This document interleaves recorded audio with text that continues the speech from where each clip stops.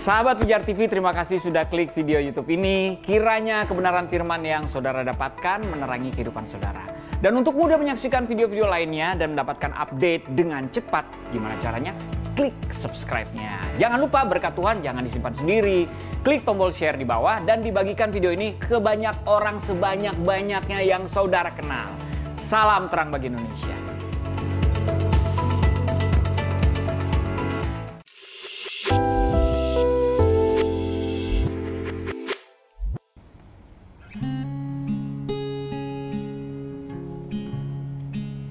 Sungguh besar pengorbananmu bagiku, terlalu dalam untuk dimengerti.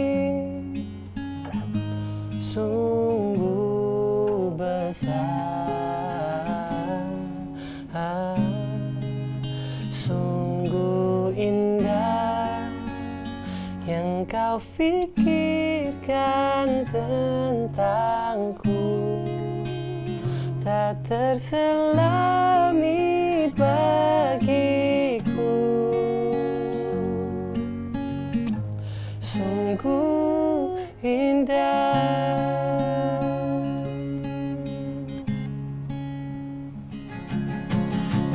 Kemanakah aku dapat pergi, menjauhi rohmu yang suci, kau sahabat,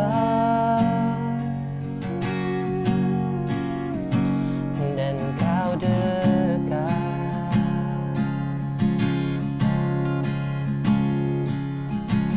Bahkan seluruh pengabdianku tak bisa membalas kesetiaanmu. Sungguh mulia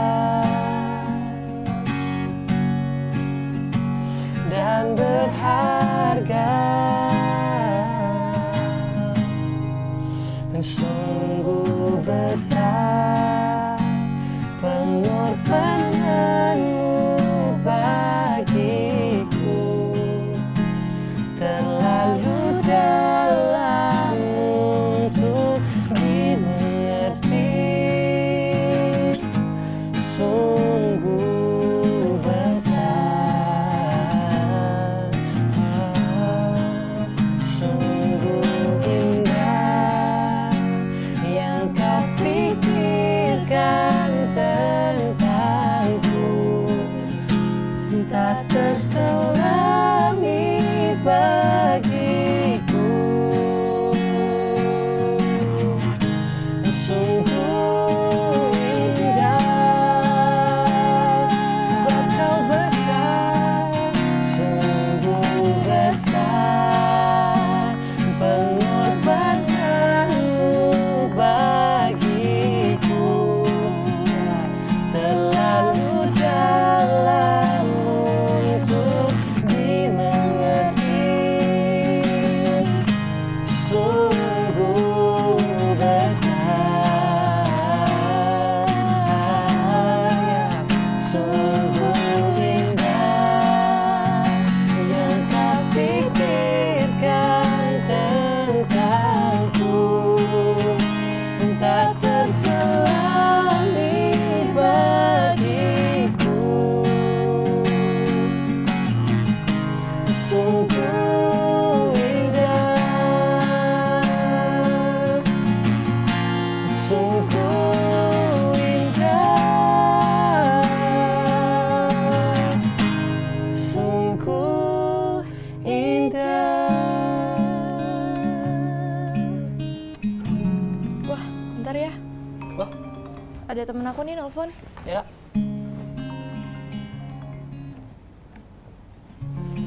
Halo, kenapa? Nah, kakakku dipukulin ya, Kak. Tolongin aku dong, Kak. Yang bener. Dia nangis-nangis, kakakku habis dipukulin. Aduh, sabar ya. Iya, sekarang aku lagi di UGD ini Oke, sekarang. nanti aku ke sana Kakakku ya. udah mau Sore kesini nanti ya. aku ke sana.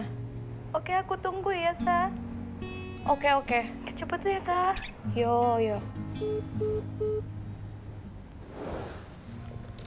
Kenapa tuh kak? Kok Ini- aku ngedenger dari samping gitu kayak histeris banget suaranya. Iya, temen aku cerita tentang kakaknya, serem banget deh. Hah, kakaknya kenapa tuh kak? Parah banget ya kak ya? Iya. Kenapa emang ya? Elsa, kamu manggil aku tadi. Iya Kak Elsa, aduh aku mau cerita nih. Kenapa gimana? Jadi aku barusan terima telepon dari temen aku. Terus? Terus dia cerita tentang kakaknya. Sebenarnya ini kasusnya udah cukup lama sih, cuma baru kejadian tadi kakaknya baru masuk UGD. Oh, kenapa tuh? Ah, Karena dia cerita kakaknya itu menikah sama orang yang mungkin gak benar-benar cinta. Jadi suami kakak dari temen aku itu kayak mungkin hypersex gitu ya kak ya, kalau secara nggak langsung. Dan akhirnya dia minta berhubungan seksual dengan kakaknya temenku, tapi kakaknya temenku tuh nggak mau dan akhirnya dipaksa. Dan karena nggak mau, akhirnya di KDRT kan digebukin. Dan sampai sekarang akhirnya ke UGD dengan penuh luka, lebam dan segala macam. Aduh serem banget kak. parah banget. Kan suaminya sendiri. Iya makanya aku mau nanya deh ke Kak Elsa, apa banyak kasus-kasus kayak gini? Apa itu wajar nggak sih Kak? Tapi kok parah banget ya suami istri kok bisa kayak gitu? Iya kak. Sebenarnya kasihan banget sih ya dengernya. Maksudnya seseorang yang menikah kan mesti saling menyayangi, mencintai, tapi kok bisa ada aja salah satu yang melukai gitu loh. Mestinya yang sebagai istrinya pun dia juga mengetahui value sebagai seorang wanita itu harus bisa speak up seperti apa ketika memang dia sedang tidak ingin atau mungkin dia sedang kelelahan, dan suaminya pun juga harus mengerti gitu loh. Istrimu itu kan harusnya disayangin gitu, dan sebagai seorang istri pun juga suamimu harusnya disayangin, tapi bukan berarti harus diturutin terus menerus seperti itu. Duh, gimana ya? Wah, tapi yang aku bingung nih kak nih. Kenapa sih kak endingnya cuma nangis-nangis doang? Kan istrinya bisa ngelapor ke polisi tentang suaminya yang KDRT itu. Itu nggak Ya, mudah kapok. tahu dek. Coba aja kamu bayangin. Teman aku juga udah bilang nih, sebenarnya mau dilaporin kan ke polisi, tapi kakaknya tuh malah nggak mau karena takut apa kata orang, dijudge, nanti istrinya nggak mau melayani suami, takut kata-kata kayak gitu deh kak. Ya gimana ya, soalnya kita masih hidup di negara Asia gitu, Indonesia masih bagian dari negara Asia, dan hal-hal seperti KDRT itu yang di rumah tangga itu masih jadi zona abu-abu. Kita nggak bisa seperti di negara luar yang ketika bilang A ya A, B ya B, tidak bisa diganggu gugat di tengah-tengah seperti itu. Dan di satu sisi ada beberapa hukum di negara yang mengaturnya, tapi banyak orang yang masih terutama di Indonesia masih dikuasai oleh hukum moral. Di dalam hukum moral itu sendiri ada yang namanya aib, ada gengsi, ada juga malu, cerita malu tentang untuk cerita dan nanti diomongin, dianggap ngebangkang dari suami. Seperti itu. Dan juga sebenarnya gini, penyerangan seksual atau tindakan seksual yang tidak diinginkan yang dilakukan oleh satu orang kepada orang lain, serangan seksual itu tidak pernah dibenarkan. Dan jika itu terjadi kepada salah satu dari kalian gitu, ketahuilah bahwa itu sebenarnya bukan salah kalian. Intinya penyerangan seksual adalah tindak kekerasan yang dilakukan oleh seseorang untuk merasakan kekuasaan dan memaksakan kekuasaan yang dia punya kepada orang lain. Itu bisa datang dalam berbagai bentuk. Misalkan gini, pemaksaan. Aku tulis saja ya. Boleh kak. Jadi ada beberapa tipe. Misalkan yang pertama itu adalah pemaksaan. Nah, pemaksaan itu bisa berupa seperti sentuhan seksual yang tidak diinginkan, termasuk memaksa untuk, berciuman, meraba, membelai. Itu udah termasuk dalam pemaksaan. Lalu yang kedua adalah pemerkosaan. Pemerkosaan ini ya seperti sering kita dengar gitu kan ya, hal yang tidak diinginkan lah, dan itu bisa membuat trauma. Nah, pemerkosaan ini sendiri pun bisa termasuk dalam hubungan seks secara vaginal, oral, ataupun anal, dan itu semua di luar dari keinginanmu tanpa persetujuanmu, dan bisa berlangsung hingga ke penetrasi. Lalu yang ketiga adalah penyerangan seksual juga, tapi dilakukan oleh orang yang mereka kenal, seperti teman sekelas, tetangga, atau teman. Jadi ini penyerangan oleh orang yang dikenal. Lalu ada juga pemerkosaan saat kencan. Jadi gimana ya, segala macam tindakan ini itu bisa terjadi di mana saja, di kapan saja. Makanya kalian harus mempunyai tingkat kesadaran diri dan juga mempunyai tingkat untuk mempertahankan diri. Ketika kalian memang tidak ingin melakukannya, kalian harus bilang stop. Jangan paksakan, karena hal tersebut sebenarnya bisa dijatuhkan hukuman. Pemerkosaan saat bekerja. Lalu yang terakhir, bisa juga bentuk kekerasan lainnya. Seperti eksploitasi, lalu juga perdagangan, lalu juga pesan seks yang tidak diinginkan. Dan juga sebenarnya catcalling juga termasuk sih. Seperti itu. Sering banget tuh ya Kak. Iya. Tapi aku mau tanya nih Kak, ini pemerkosaan saat kencan, gimana mungkin Kak, kan mereka kencan nih. Tapi kok termasuknya pemerkosaan sih? Iya. Sebenarnya gini, ada kita buka-bukaan aja ya. Seseorang ketika berkencan pasti kan cuman kebanyakan berdua, ingin me time bareng lah, ingin sayang-sayangan gitu.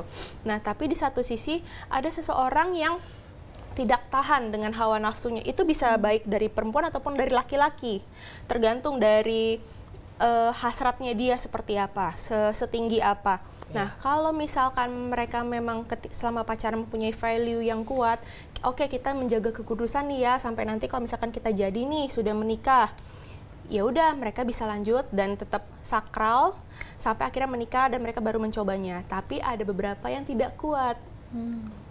Dan salah satu masih ingin menjaga kekudusan, yang satu lagi tetap ingin mencoba karena kita kan udah pacaran, kita udah pacaran berapa tahun, bolehlah, inilah, toh kita juga udah, misalkan udah nyicil rumah nih, udah bikin tabungan bersama, udahlah pasti jadi bareng kok, kenapa enggak? Kayak gitu, akhirnya jadi pemaksaan oleh salah satu pihak, seperti itu.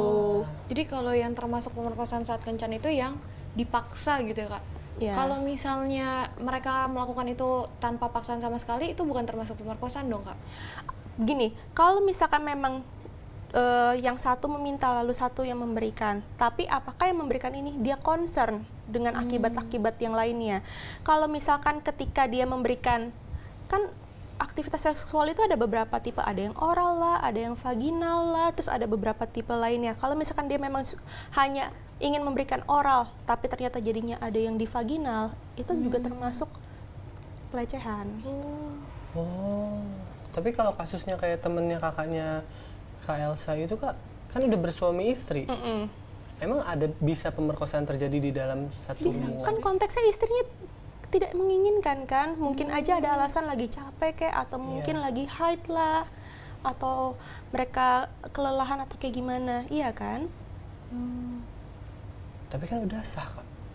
Udah, kan tadi jelaskan, karena yang si istri itu tidak mempunyai concern untuk oke nih, ayo sama-sama, sedang tidak sejalan gitu loh, tetap dipaksakan, dan itu tidak boleh. Walaupun dalam ikatan pernikahan sekalipun ya. Yes, karena gini, setiap orang meskipun sudah ada ikatan menikah atau bagaimanapun, setiap orang tuh masih mempunyai hak untuk tubuhnya sendiri. Ya. Nggak bisa kayak misalkan A menikah dengan B, berarti si B itu juga udah punya si A, si A juga udah punya si B. Nggak bisa seperti itu. Tubuh ya tetap tubuh kalian sendiri. Kalian menjaga diri kalian masing-masing meskipun sudah menikah, begitu. Oke. Yang serem sih ya karena kayak gitu tadi ya Kak, sampai KDRT cuma gara-gara nggak mau. Aduh, kasihan banget deh. Dan sebenarnya kalau misalkan kasus seperti kakak temenmu itu, bisa dijelaskan sih. Nanti kalau misalkan temanmu telepon lagi ya, kamu bisa bantu dia untuk jelasin ke kakaknya. Kalau misalkan seseorang yang mengalami penyerangan seksual, itu sebenarnya pertama, bukan salahmu. Karena penyerangan seksual itu merupakan kesalahan dari orang yang menyerang, bukan kesalahanmu sebagai seseorang yang tidak ingin disentuh. Lalu yang kedua adalah penyerangan seksual itu tidak selalu disertai kekerasan. Bisa aja penyerangan seksual itu dari konteks tidak memberi izin, lalu ya istilah dilecehkan, dikasih omongan-omongan kasar. Kok kenapa tidak melayani? Saya kan suamimu, atau misalkan sebaliknya. Lalu juga ada penyerangan seksual yang tidak selalu tentang seks. Bisa saja tindak kekerasan dan agresi. Terus juga hal tersebut pokoknya bukan berlandaskan dari rasa cinta dan rasa hormat lah.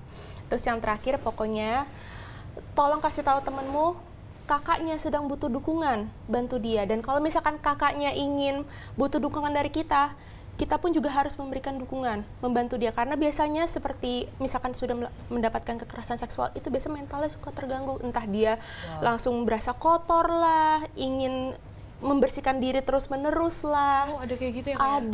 Ada seperti itu. Kayak ada traumanya tersendiri jadinya. Aduh. Kak, tapi kalau misalnya si istri memang setuju untuk melakukannya nih, Kak, apakah itu bisa disebut juga pemaksaan, tapi ya berakhir ke penyerangan seksual? Ya tergantung, seperti tadi dijelaskan, persetujuan itu sejauh mana? Apakah dia hanya di aktivitas A, B, atau C, atau semuanya boleh? Kalau misalkan dia hanya memberikan persetujuan untuk terjadinya dilakukan satu saja perbuatan, dan yang perbuatan-perbuatan lainnya tidak diinginkan, tapi ternyata lawan jenis yang menginginkan 2 tindakan, itu sama saja termasuk pelecehan, seperti itu. Berarti harus ada persetujuan ya, Kak, ya? Iya. Antara 2 pihak ya, Kak. Betul. Kak, dampak psikologisnya apa aja sih, Kak? Tadi? Lebih ke respon emosional sih ya, yang umumnya biasa mencakupnya kayak terkejut lah, malu lah, terus berasa aib banget deh. Abis itu kayak jadi nyalahin diri sendiri pertama karena dia tidak bisa memproteksi dirinya sendiri, yang kedua karena kenapa ya kok gue menolak, padahal itu kan masih pasangan gue, jadi kayak ada dilemanya tersendiri, lalu juga merasa bersalah karena menganggap dirinya yang memicu nafsu seksual dari lawan jenisnya, marah, kepahitan, seperti itu sih. Wah, ngerusak gambar diri banget berarti ya, Kak? Banget.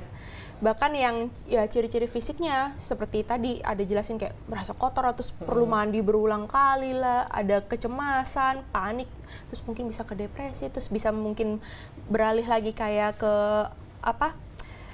perubahan pola makan, pola tidur, jadi anxious pas malam, kayak gitu kan, karena biasa orang konteksnya kejadian seksual tuh di malam hari, di tempat yang gelap, seperti itu, jadi kayak ada anxious ya tersendiri lah, kayak gitu. Bahkan kalau misalkan untuk jangka panjang, itu bisa menuntun seseorang untuk memakai obat, memerlukan obat. Obat penenang gitu ya, Kak? Betul. Astaga. Kak, kalau misalkan dia menolak untuk melapor ke polisi tuh, Kak. Iya. Kita yang laporin gitu, Kak. Nah, kalau misalkan kamu yang laporin, gini, setiap proses pelaporan pasti perlu memerlukan barang bukti, ya kan? Entah itu dari dia hasil visum karena luka, pasti kan setiap kali ada paksaan itu ada luka lah yang tidak diinginkan yang terjadi gitu, karena biasanya kan jadi kasar, ya kan?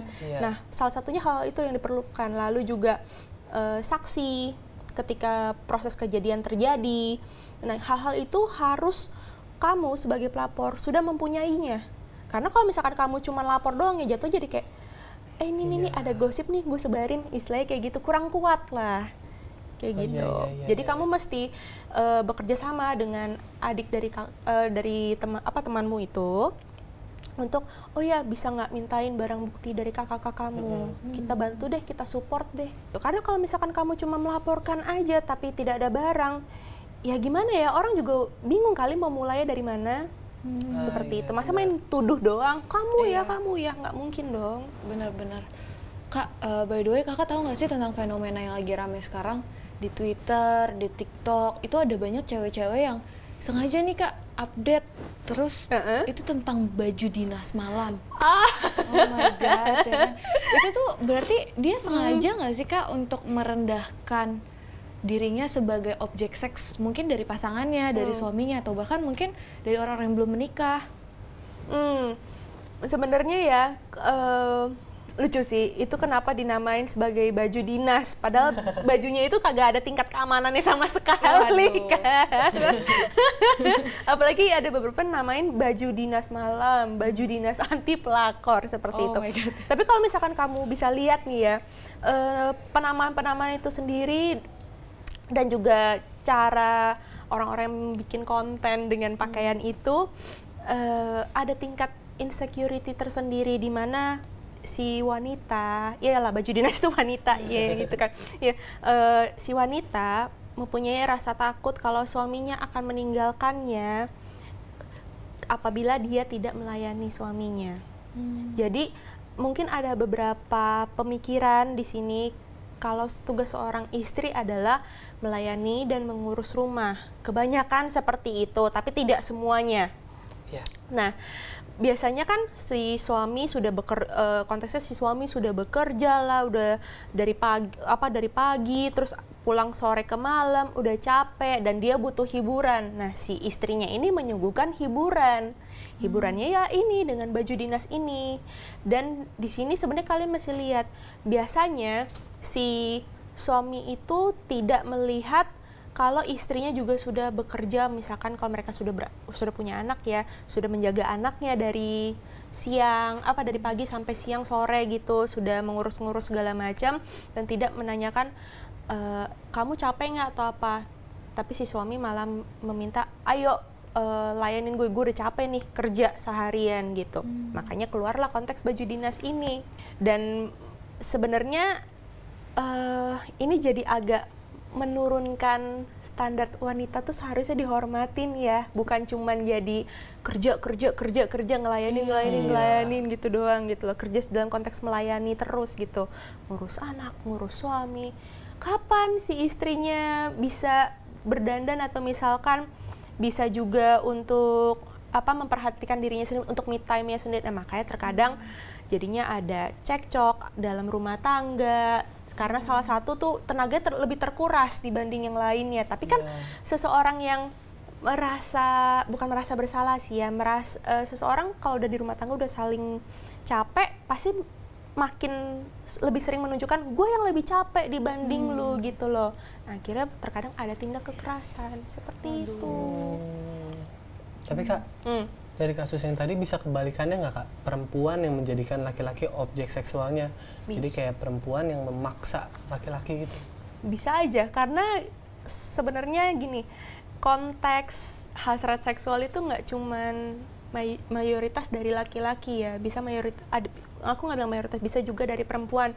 Cuman itu jarang terekspos, tapi sebenarnya bisa aja.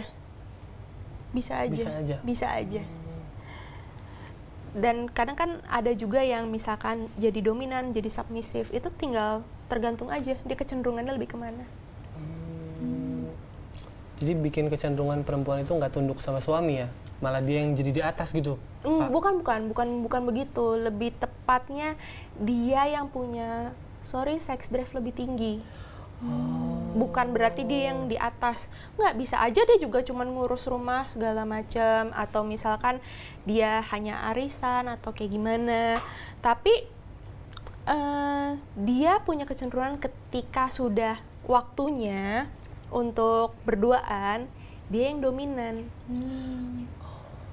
Seperti itu. Dan kadang ada yang mengarah ke BDSM. Seperti itu. Itu nggak terbatas di gender kok. Kak, by the way apa sih Kak itu BDSM? Itu pokoknya ada yang tentang dominan, ada yang submisif, terus terkadang ada yang kayak play role seperti itu. Role model, bukan role model. Jadi misalkan kalian pernah dengar kan, ada satu yang ingin bertingkah seperti anak kecil, terus ada satu yang bertingkah seperti om-om atau orang yang lebih tua, seperti itu loh. Ada banyak macamnya lagi, cuma kayak aku nggak mungkin jelasin di sini. Oke. Terlalu kompleks. Ya Kak, tapi nih Kak, yang lebih parahnya lagi, Kakak pernah dengar gak sih Kak, di satu organisasi rohani bahkan ada pendeta yang menyuruh jemaatnya untuk mengorbankan diri, tapi yang mengorbankan dirinya dengan seks itu Kak, jadi objek seks. Nah, gimana tanggapan Kakak soal itu? Perjanjian apa yang dia berikan kalau misalkan sudah diberikan hal itu? Mungkin dianggap masuk sebagai surga? Satu persembahan gitu ya. Ini agak aneh. Persembahan ini. apa? Persembahan kasih, bukan kan? Persembahan diri ya. Aduh, itu sebenarnya udah salah banget sih. Enggak. Yang itu aku, sebenarnya aku pengen no comment ya, cuma itu udah salah banget sih. Mestinya nggak seperti itu. Oke. Jadi itu termasuk penyerangan seksual dong Kak? Bisa penyerangan, bisa juga pelecehan. Cuman aku kayak bakal bilangnya ke pelecehan, karena yang salah satu menerima juga, cuman nggak tahu batasannya sampai mana, akhirnya sampai melebihi dari grepe-grepe atau apa, kayak gitu sih. Duh, serem banget ya Kak. Ternyata hal kayak gini nggak cuma terjadi di luar, tapi bahkan di dunia orang-orang yang terkesan rohani. Yes. Dimanapun. Makanya kalian masing-masing nih, baik perempuan maupun laki-laki, harus concern ya dengan tubuh kalian sendiri, dan kalian harus mempunyai batas privacy dengan orang-orang lain gitu. Misalkan ada part tubuh mana yang tidak nyaman untuk disentuh, kalian bisa bilang, oh sorry, nggak nyaman gitu. Ada juga yang misalkan dipegang kepalanya pun juga, oh sorry, saya nggak nyaman. Ataupun kayak misalkan pegang di sini di bahunya juga bilang, oh sorry ya, saya nggak nyaman. Kalian harus tegas untuk hal-hal seperti itu karena tubuh kalian milik kalian, seperti itu. Ya. Nah, sahabat, kita sudah membahas banyak hal hari ini tentang apa saja yang termasuk kategori penyerangan seks dan bagaimana kita mengatasi dan menghadapinya jika itu terjadi kepada orang terdekat kita dan bahkan diri kita sendiri. Teman-teman tentu saja bisa belajar lebih banyak bersama kami semua dengan menghubungi nomor WA yang tertera di layar, dan kami senang sekali untuk berdiskusi lebih dalam dengan sahabat. Juga, khusus bagi sahabat yang bergabung dalam suatu komunitas dan mengisi form melalui link dan QR Code yang tertera di layar, sahabat berkesempatan untuk mendapatkan Alkitab, Raihlah Hidup ini secara gratis, dan juga download aplikasi Rich for Life Indonesia secara gratis di iOS dan Android untuk membantu saudara belajar firman dengan lebih dalam lagi bersama komunitas sahabat. Bahkan, Alkitab ini diperlengkapi dengan modul dan bahan pembahasan yang bisa membantu setiap pemimpin dan anggota kelompok menjadi mentor yang lebih baik lagi. Jadi, kamu nggak perlu kebingungan lagi kalau anggota komunitasmu melemparkan pertanyaan yang sulit. Alkitab Raihlah Hidup bisa membantumu. Sampai ketemu lagi di episode selanjutnya. Raihlah Hidup, pilihan ada di tanganmu.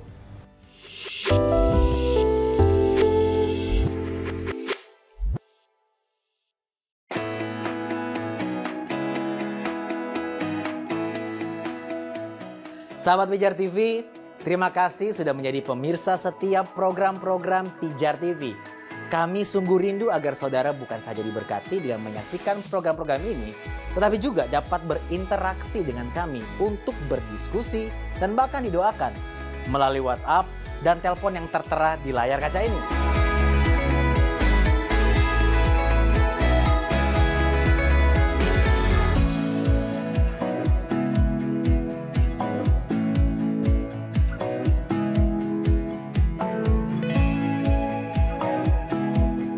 Hubungi kami sekarang melalui WhatsApp, tim respon Pijar TV siap untuk melayani saudara.